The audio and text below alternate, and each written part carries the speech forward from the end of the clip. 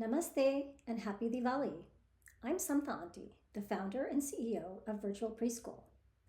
I teach conversational Hindi to children across the globe. Along with learning any language comes learning about its culture. And in this video, we're going to learn about Diwali. I'm going to teach you about Diwali in a way that you might not have heard before. Here's what we'll cover today. What is Diwali? Why Diwali is celebrated? What does Diwali mean? When it is? What are the 5 days of Diwali? And then I'm going to share the story of Ramayan. But stick around till the end for some bonus content as well.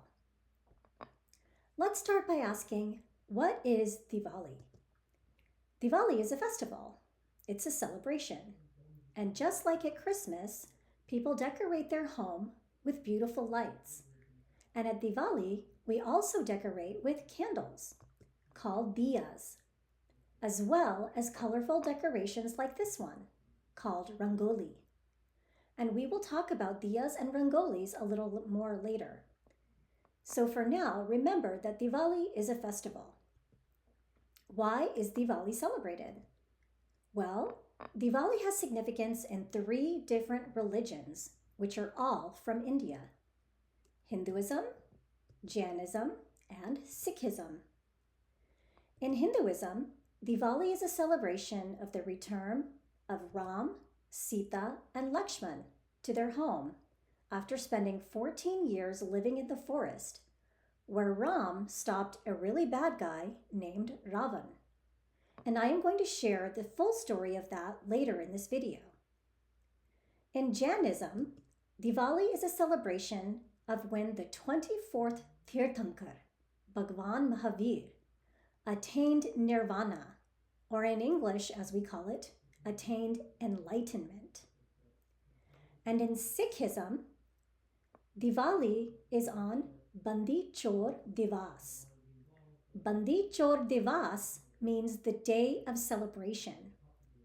This is the day that the 6th Guru Har Gobind Ji, and 52 Hindu princes were freed from prison and were given a hero's welcome when they returned to Amritsar.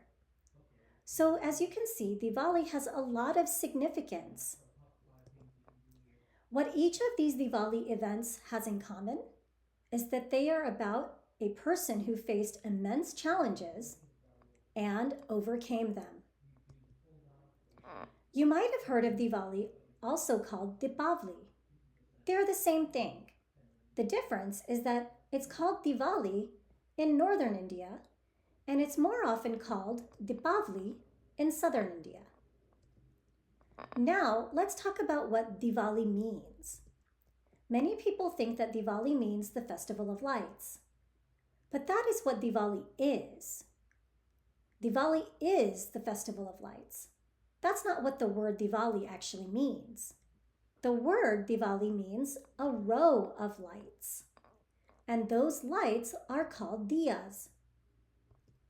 The way Diwali is celebrated is by lighting diyas. Lighting diyas represents bringing in the light to remove darkness. We are bringing light into our homes, offices, into our lives, and into our minds.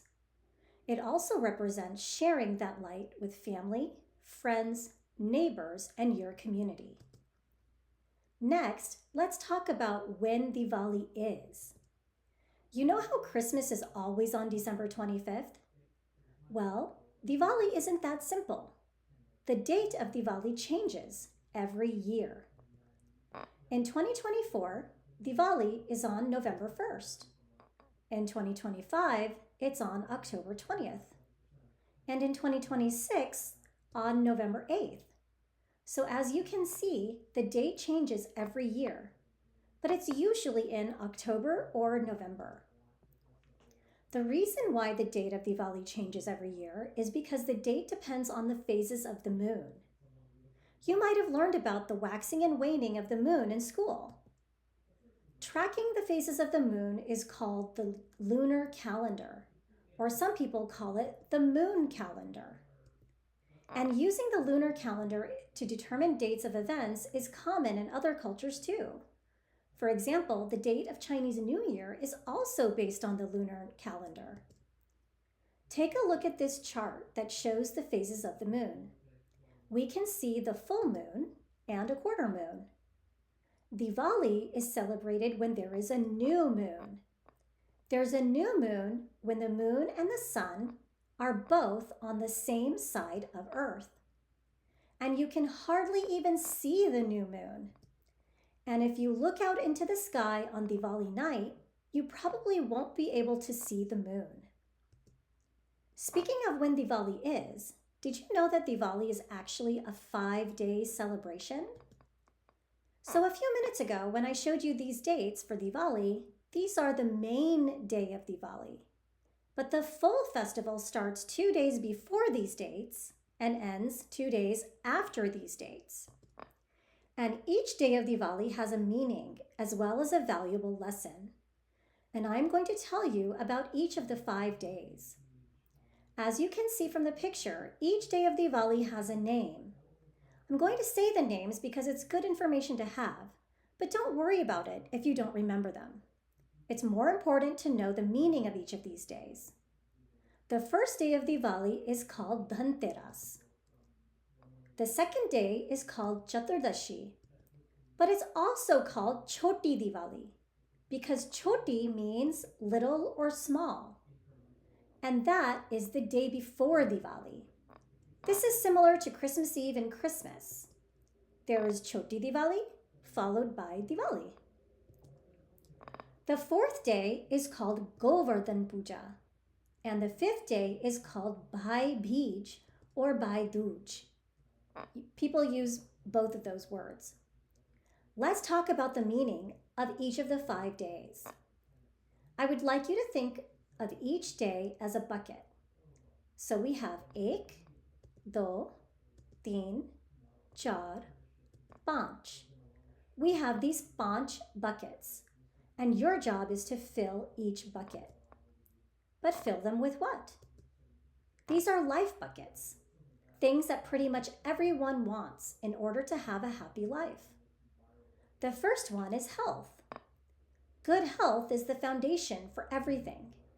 You need good health so you can splash in puddles, run around, and study hard in school. The second bucket is knowledge.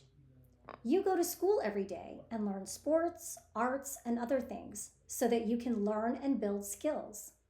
Learning and having knowledge makes us better people. The third bucket of Diwali is achievement. You work hard to get good grades, win certificates and awards for the activities you're involved in because achieving goals feels really good and makes life better. The next bucket is friends. We all want friends, and having friends is important. And last but not least, the last bucket of Diwali is family. Family takes care of each other. So let's talk about each of these buckets some more. The first bucket is health. The story of this day is that the demons took control of the heavens. But still, the gods and the demons worked together to churn the ocean because they both wanted Amrita. Amrita is a magical potion. It was powerful enough to restore the heavens, and it could make people immortal. Kind of like the elixir of life in Harry Potter and the Sorcerer's Stone. But the Amrita was buried deep in the ocean, and since everybody wanted it, they agreed to work together to bring it to the surface. But Amrita was not the only thing that emerged from the ocean. Lord Dhanvantari emerged as well. He was the first doctor, and he spread Ayurveda across the universe and gave people the gift of medicine and medical knowledge. So there are 2 important lessons in this story. The first one is about working with others. The gods and the monsters were enemies, but they both wanted Amrita. So even though they were enemies, they still worked together to achieve a common goal. And that's an important lesson for us to understand, that working together with others, whether we like them or not, sometimes we still have to work together. And being productive in life means finding ways to work with others. The second lesson is that taking care of your health is really important, and it's up to us individually to do that. So that's why we celebrate the first day of Diwali as the day people received the gift of health. The second day of Diwali is knowledge. The story is that goddess Bhumi and Varaha had a son named Narakasura. They taught him to be kind, giving, and helpful. But he didn't listen. And then Krishna had to give him a really bad punishment because Narakasura was doing all kinds of bad stuff and he wouldn't stop. His parents taught him. They gave him knowledge, but he ignored it and his life didn't turn out so great. So the Diwali lesson here is to listen and pay attention to the lessons your parents, grandparents, and teachers share with you. They care about you a lot and they want the best for you. So far we have health and knowledge. Next is achieving our goals. This is the story I'm going to tell you today about Ram. But this is also the day of Lakshmi Puja. She is the goddess of success. Success means when you achieve your goals and keep challenging yourself to achieve bigger and bigger heights. So we pray to her to give us the strength of mind and the courage to face challenges to keep achieving our goals. Okay, so we have health, knowledge, and achievements. Next is friends. Friends are great. Our friends are the people who we laugh with, share ideas with, and play with. On the fourth day of Diwali, Krishna protected his friends and his community during a storm by holding up a mountain like it was a big giant umbrella. He held it up with his pinky finger for 7 days. Krishna is always there for his friends and his community, and they are always there for him as well. So the Diwali lesson here is that a good friend cares for and helps others. And the last bucket of Diwali is family. Do you remember this from the second day of Diwali when the bad guy was punished by Krishna? Well, the next part of the story is that Krishna got hurt during this battle, and his sister was really worried about him. So when he got home, she bandaged his wounds and made all of his favorite food. So the Diwali reminder in this story is that family protects and takes care of each other. So these are the 5 days of Diwali, and each story teaches how you can fill each bucket for yourself so that you and your family and friends can have a happy life. But there's one more lesson that's in all 5 of these stories. The hero faced challenges head on and did the hard work to achieve his or her goal. And that's a valuable lesson for everyone. In Hinduism, Diwali is a celebration of good winning over bad. Just like in Harry Potter, when Harry faced off with Lord Voldemort. At Diwali, we celebrate the effort, dedication, and discipline of good actions that will ultimately win over bad behavior. But Diwali has its own stories of good triumphing over bad, and I am going to share one of those stories with you right now. Once upon a time, there was a prince named Ram, and he was awesome. He was smart, kind, a loving son and brother, and just all around a really good person. And that was to be expected because Ram is the avatar, or if I'm going to undesify that Sanskrit word, the avatar of Vishnu. Yes, that's right, you guys. Ram is Vishnu's descent on earth. These are all of the 10 avatars of Vishnu, and Ram was the 7th. Ram lived in a castle in a beautiful place called Ayodhya. He had a big family. He had 3 younger brothers, Bharat, Lakshman, and Shatrughan. They all had the same dad, King Dashrath, but they all had different moms. Kaushalya was Ram's mom. Bharat's mom was Kaikai, And Lakshman and Shatrughn's mom was Sumitra. But the one mom that you really need to remember is Kaikai. She'll become important later in the story. Not far from Ram's home, there was another kingdom. This was the home of King Janak, and he had a daughter named Sita. Sita was kind, smart, and talented.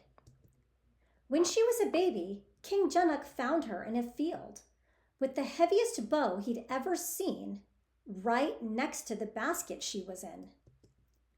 King Janak's guru told him that Sita should marry the person that can lift that heavy bow. And now that Sita was all grown up, King Janak arranged a competition to see who could lift this heavy bow. Princes from all over India set out towards the kingdom to participate in the competition. And so did Ram. The princes boasted of their strength, each claiming to be the strongest and mightiest warrior in all the land. One prince would say, "I'm going to win this competition because I'm the strongest person here." And other princes would laugh and say, "You can never beat my strength." Do you think Ram was boasting? Nope. Ram was very quiet and respectful. When the competition started, this prince tried and tried, but he couldn't lift the bow. And this prince fell to his knees in defeat. And after that, several other princes tried, but none of them could lift the bow. And then Ram walked to the center of the arena.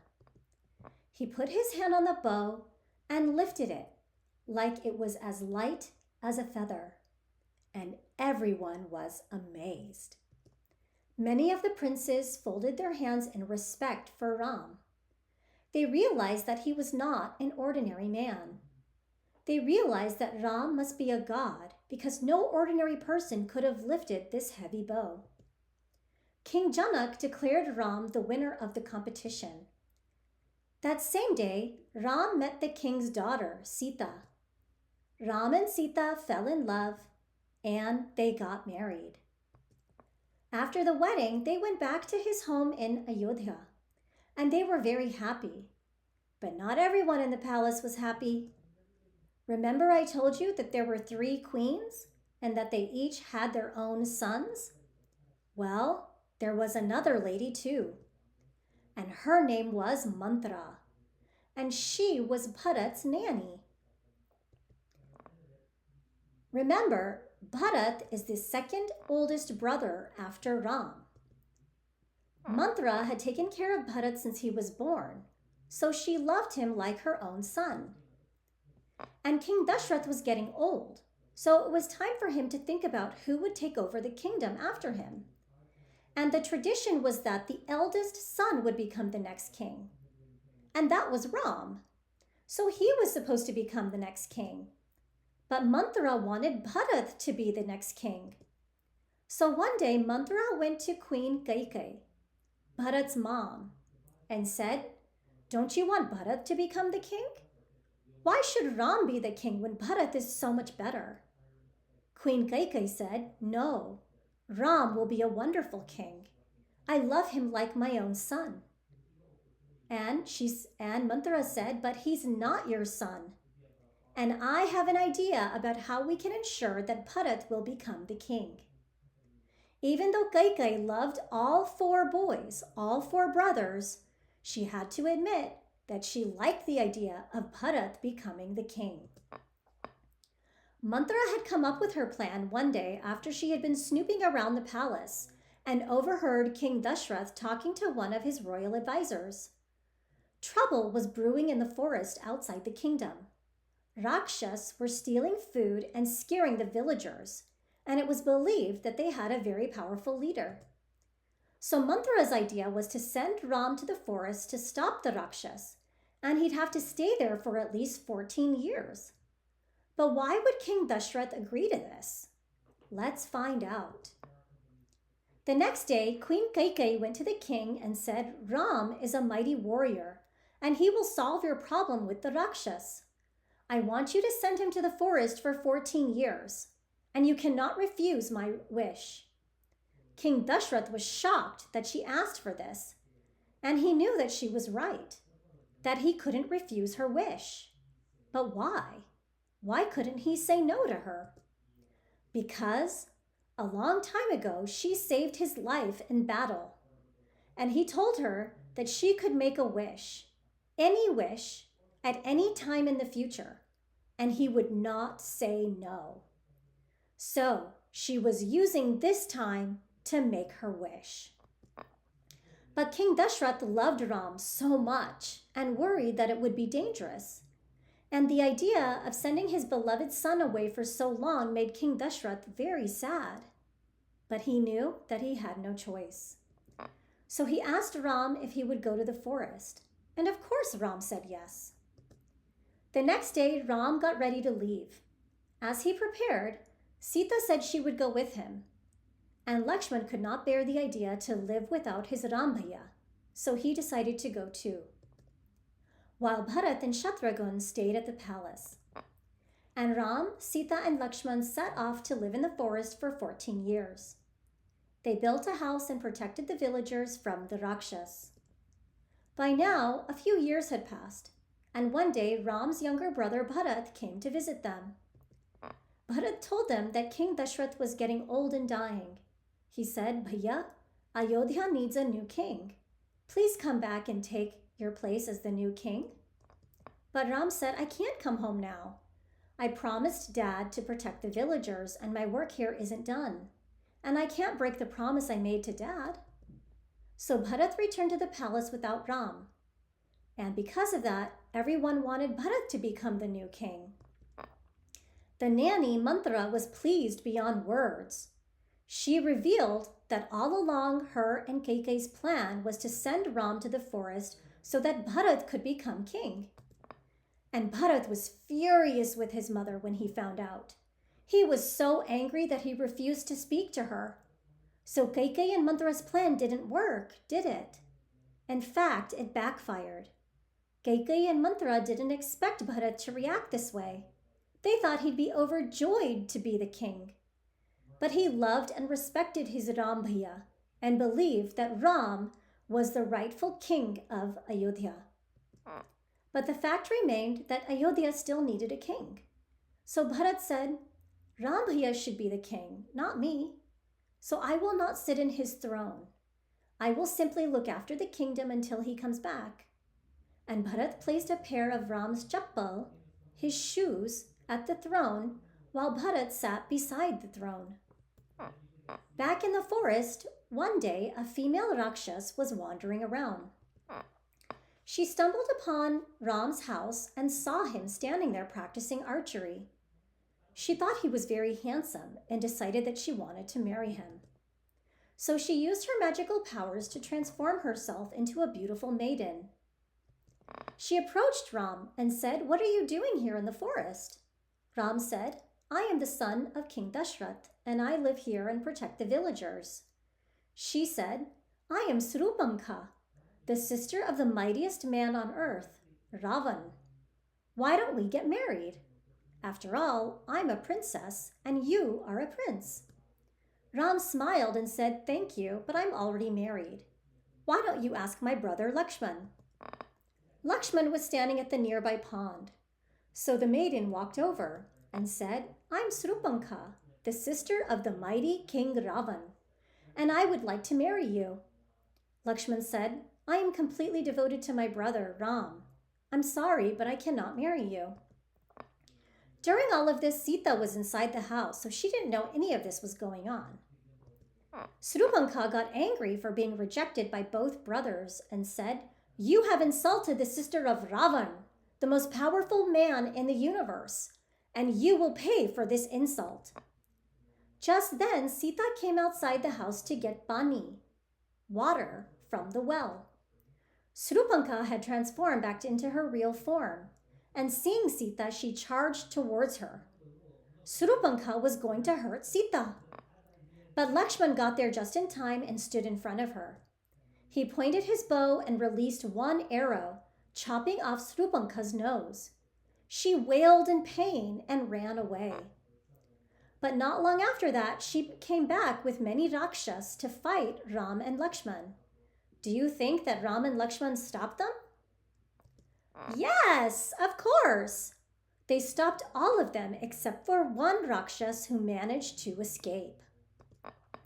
That Rakshas flew across the ocean to tell Ravan about this powerful man living in the forest. Ravan was a super bad guy, but he was also very smart and strong and powerful. And Ravan had a secret. He was almost immortal. That means that he could live forever and that no one could ever hurt him. Almost. He became almost immortal from a wish that Bhagwan Brahma gave him. But Brahma said, Ravan, you're a human, so I can't make you completely immortal, but I can make it so that no one can hurt you except in your belly button. Ravan had a younger brother named Vibhishan, and he was very different from Ravan. He was kind, and he believed in doing the right thing. Ravan revealed his secret to his younger brother one day, so they were the only two people who knew about it. The demon who escaped told Ravan everything that had taken place with Srupanka, and Ravan was angry that his sister was insulted and could not believe that a mere man could defeat so many Rakshas. Ravan angrily said, This Ram person has invited his own destruction. I will not rest until I get my revenge. The Rakshas said, Ram is a very mighty man. He's even more powerful than some gods, and he loves his wife very much. The only way to hurt him is to hurt his wife. Ravan thought about this and said, I will seek advice from Maricha. Maricha was one of Ravan's friends and said, hurting Ram's wife is not the right thing to do. This is dishonorable and beneath you to stoop to such treachery. But Ravan wouldn't listen. Instead, he threatened Maricha and said, If you will not help me, I will kill you. So Maricha agreed to help him. Ravan and Maricha went to Ram's home and hid behind some trees. Ram, Lakshman, and Sita were enjoying the sunny day. Ravan said, Maricha, you distract Ram and Lakshman and lure them away from the cabin, and I will take care of the rest. And Maricha got an idea of how to do that and went to work. Just then, a beautiful deer ran past. They had never seen such a beautiful animal. Sita said, Oh Ram, please bring me that deer. I would like to take care of it and keep it here with us. It's so beautiful. And she imagined herself hugging the deer. Ram stood up to chase it, but Lakshman said, Wait, Bhaiya, this is such a rare animal. Something doesn't feel right. It may be a Rakshas in disguise. But Ram didn't heed his warning and ran off into the forest. Several hours passed and Ram had not returned. Sita was getting worried. And suddenly there was a voice crying for help. Help, help! It sounded like Ram. Sita said, Lakshman, that's Ram's voice. Please go help him. Lakshman wasn't worried though. He said, Ram Bhaiya is invincible. I think it must be a Rakshas trying to trick us. I will not leave your side, Sita Bhabi. I cannot leave you here unprotected. But Sita insisted. So Lakshman came up with a solution. He used his divine powers to create a magic line of protection called the Lakshman Rekha. It had powerful magic that could stop any bad guys from getting close to the house. So Lakshman left to look for Ram. But before he left, he reminded Sita, Remember, don't go past the line. In the meantime, Ram was in the forest and the beautiful golden deer transformed into its real form. It was Ravan's demon friend, Maricha. Maricha attacked Ram, but Ram shot him with an arrow. Just then, Lakshman arrived. Seeing Lakshman, Ram got worried and said, Lakshman, what are you doing here? Where's Sita? Did you leave her by herself? And Lakshman said, Bhaiya, we heard you yell for help. Ram said, I didn't yell for help. And you were right. The deer was a Rakshas. Let's hurry home. In the meantime, back at home, disguised as a nice old monk, Ravan went to the house and asked Sita for some food. Sita didn't want to say no to the nice old man, so she crossed the Lakshman Rekha to give him some fruits. And as soon as she crossed, Ravan transformed into his real self. He grabbed Sita's hand and put her in his magical chariot and took her to his house. Ravan lived across the ocean in a faraway place called Lanka. He took Sita deep into the dark forest where he had a hidden hut.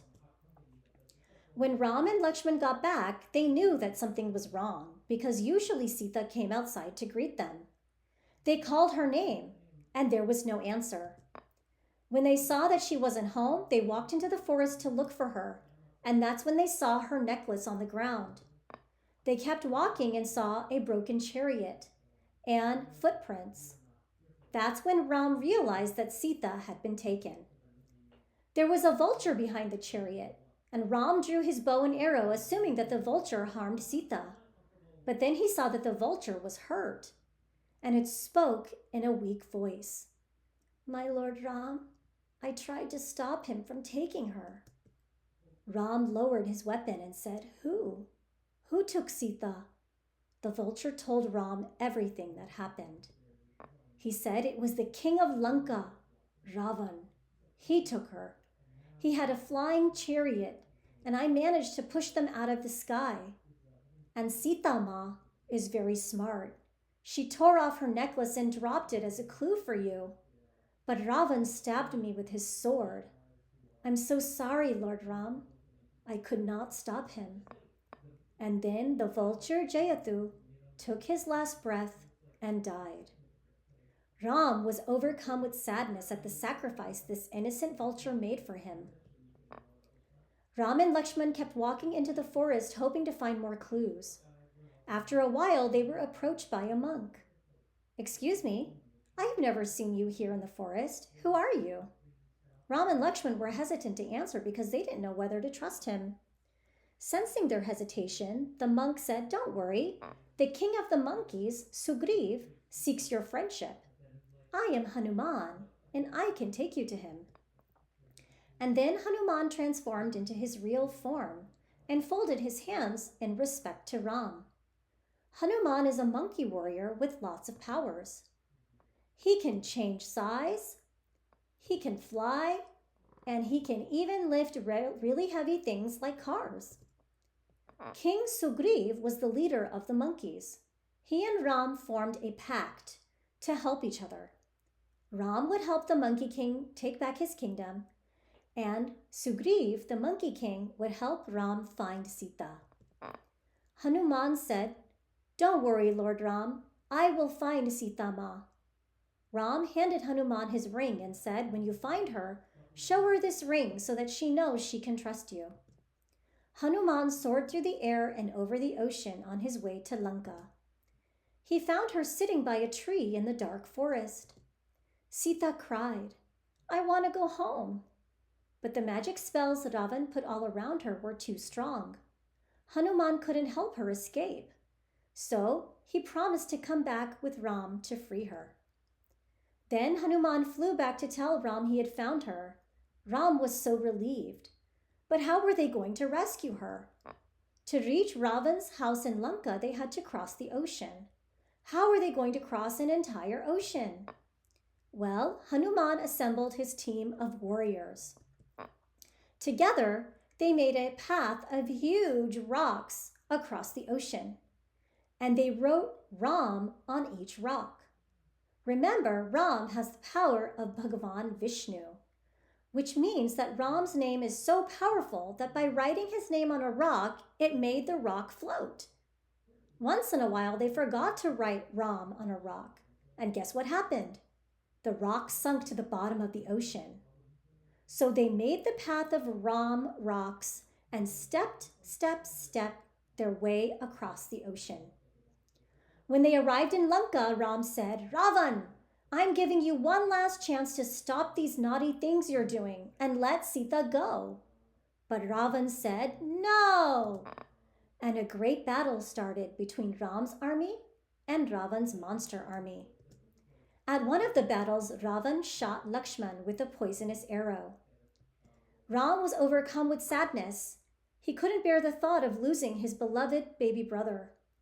Ram told Hanuman to fly into the mountains to find the Sanjeevani plant. The Sanjeevani plant has magical powers to make someone feel better when they're hurt. But Hanuman had to hurry. Lakshman needed Sanjeevani by sunset the next day. Otherwise, he would die. Hanuman set off immediately. As he flew, Ravan was standing outside his palace and saw Hanuman. He knew that the great monkey warrior must be flying to get Sanjeevani. Ravan wanted to stop him from getting the plant because he knew that if Lakshman died, then Ram would also die from a broken heart. So Ravan had a plan. Surya is the god of the sun, which means that he controls the sun. Ravan ordered Surya to make the day shorter. If he made the day shorter, then Hanuman would have less time to get Sanjeevani. Remember, he only had until sunset to get the plant. Surya said, "You want me to rise right now?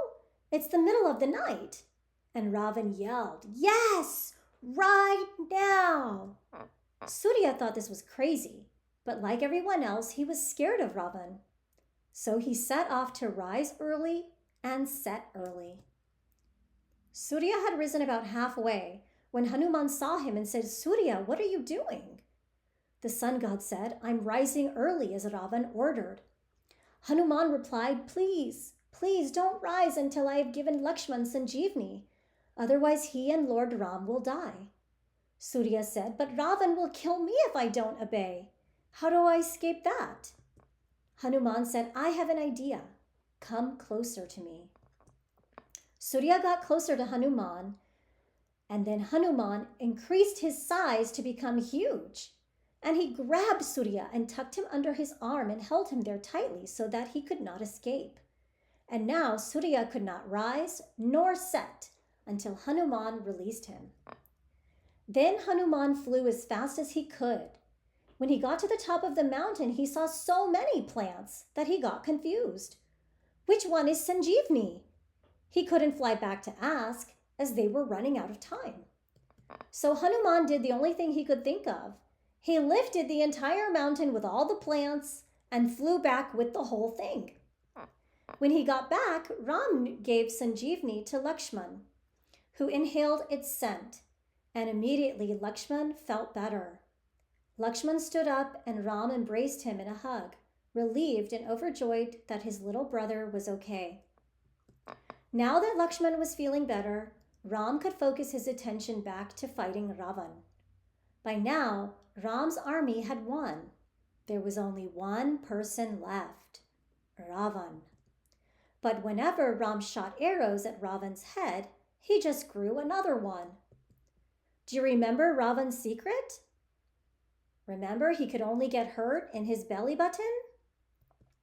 All this time, Ravan's brother Vibhishan pleaded with his brother to stop all of the horrible and bad things he was doing. But Ravan wouldn't stop. So in the end, Vibhishan revealed Ravan's secret to Ram. So Ram shot an arrow straight at Ravan's belly button. Ravan fell to the ground with a loud thud. Its crashing sound was so loud it was like all of the unkindness that Ravan had spread was finally broken. And that's the day that Ram killed Ravan. And we call that day Dashera. Of course, Ram rescued Sita. And he said, "My darling, I'm so happy to have you back. I brought so many gifts for you." By this time, 14 years passed. Ram fulfilled his promise to protect the villagers, and now they could go home. Hanuman flew ahead of them. He wanted to reach Ram's home first so that he could tell everyone that they were coming home. And everyone in the kingdom was ecstatic. When Ram, Sita, and Lakshman got home, the whole palace had been decorated with diyas, and there were fireworks. They made laddus and all kinds of mithai and rangolis to welcome Ram, Sita, and Lakshman. And this is the day that we call Diwali. We celebrate their return home and good triumphing over bad.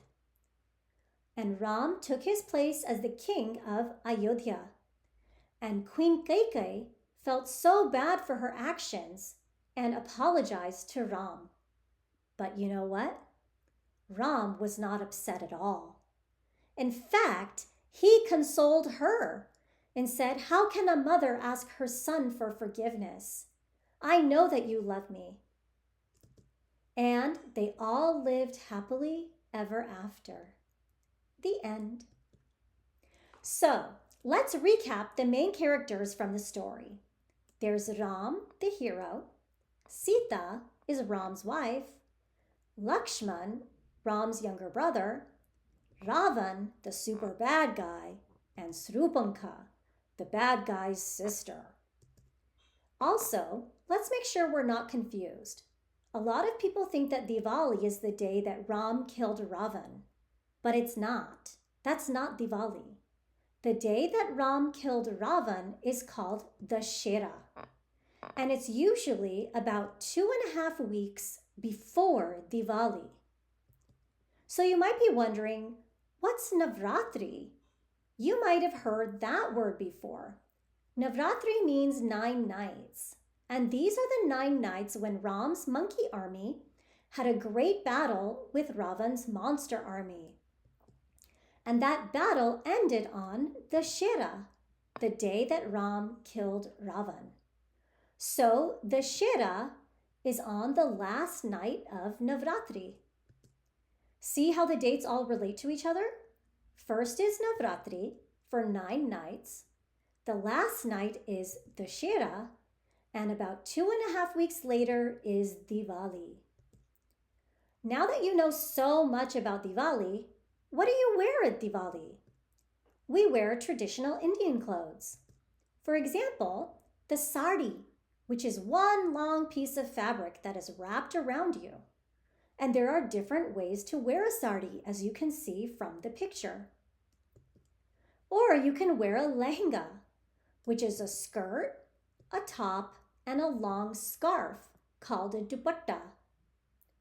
And you can see from the pictures that there are many different ways to drape the dupatta. And there are lots of different salwar style outfits.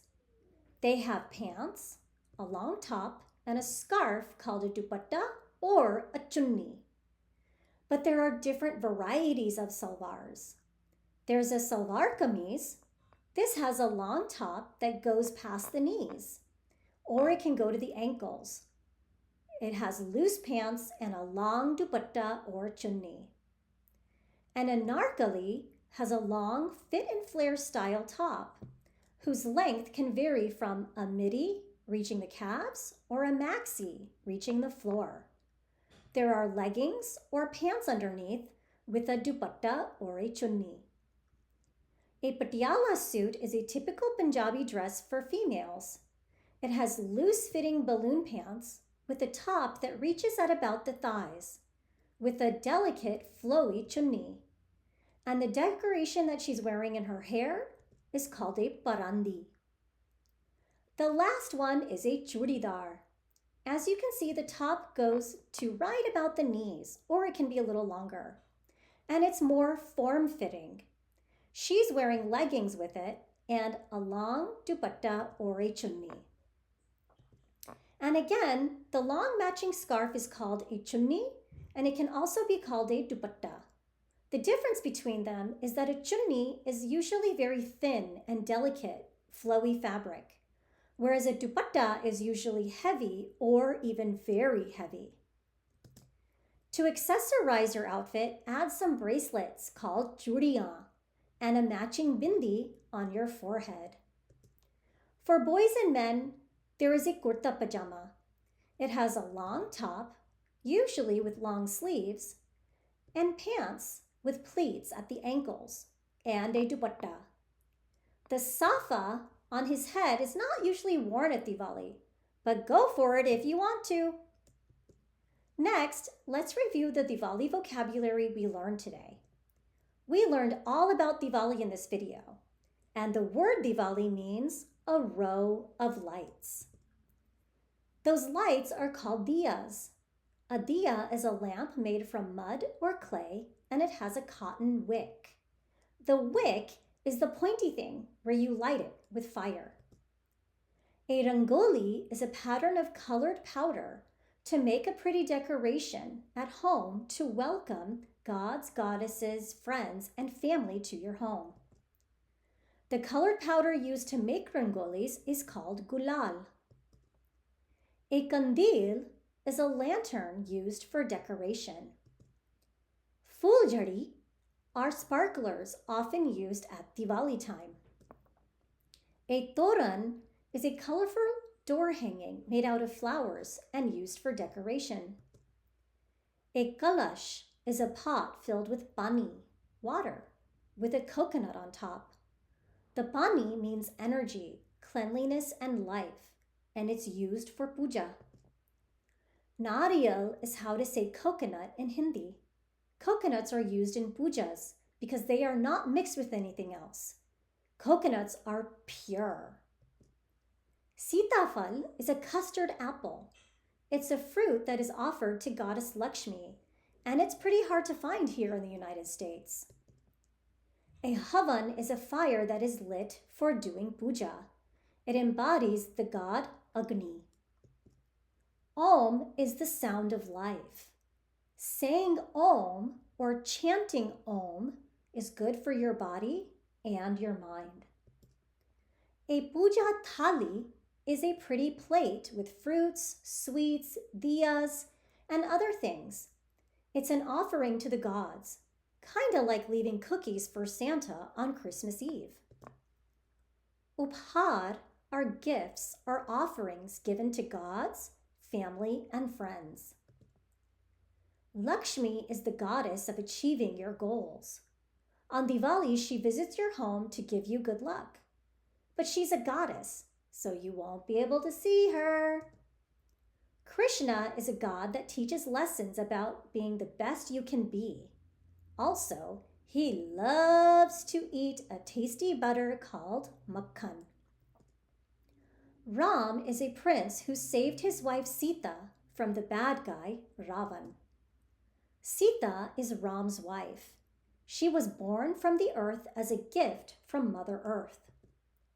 Lakshman is Ram's little brother. He helped save Sita. Hanuman is Ram's monkey friend that also helped save Sita. Ravan is a super bad guy with 10 heads. He took Sita away from Ram. A kurta pajama is an outfit worn by boys and men. It has a long shirt with pants and sometimes has a scarf called a dupatta. A sari is a long, pretty cloth that gets wrapped around the body. A lehenga is an outfit for girls and women. It has a top, a skirt, and a long matching dupatta. A patiala suit is a type of Indian outfit for girls and women with balloon pants that are tapered at the bottom.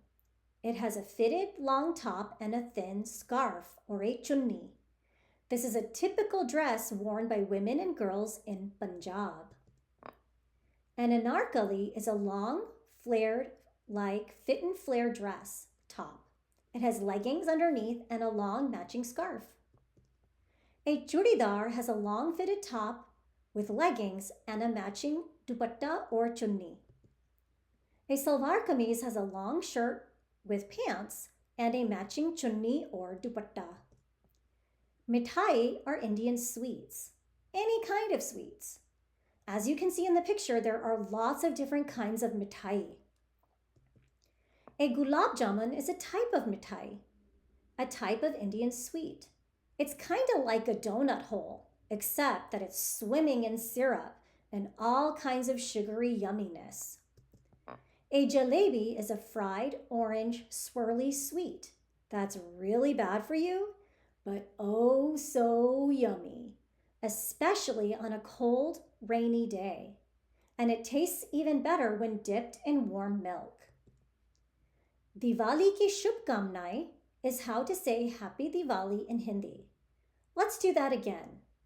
Diwali ki shubhkamnaएं. One more time. Diwali ki shubhkamnaएं. All right, So, this is what we covered today. Everything from what is Diwali to learning about different types of mithai that we eat on Diwali. I hope you enjoyed this and learned a lot. Dhanyavad for joining me and Diwali ki Shubhkamnaएं.